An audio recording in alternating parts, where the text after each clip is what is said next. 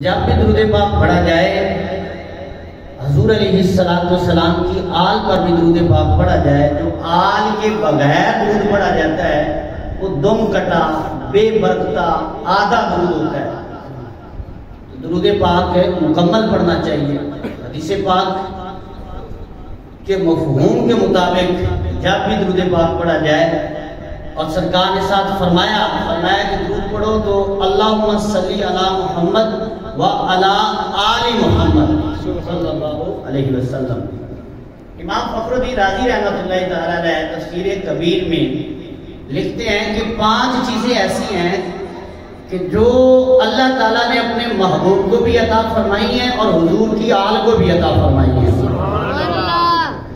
فرمایا کہ ایک ہے درود، کہ حضور کی ذات پر بھی درود ہے اور حضور کی آل پر بھی درود ہے، سبحان اللہ۔ اور فرمایا دوسرا ہے سلام، حضور کی ذات پر بھی سلام ہے اور حضور کی آل پر بھی سلام ہے، والسلام علی الیاسین، یہاں سے مراد حضور کی آل ہے۔ پھر فرمایا کہ تیسری چیز ہے صدقہ، فرمایا وہ حضور کی ذات پر بھی حرام ہے اور حضور کی آل پر بھی حرام ہے۔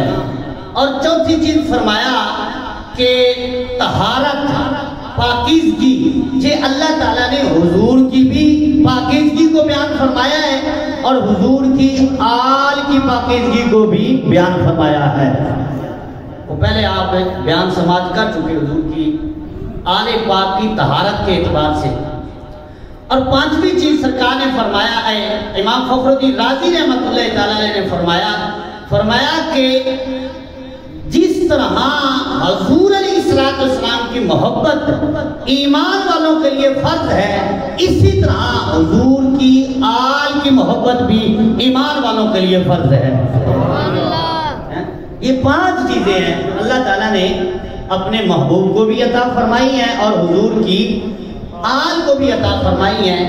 اس میں پہلی چیز ہے درود، یعنی حضور کی ذات پر بھی درود ہے اور حضور کی آل پر بھی درود پاک ہے۔ تو ایک مرتبہ محبت کے ساتھ درود پاک درج کر لیجیے۔ الصلاۃ والسلام علیک یا رسول اللہ۔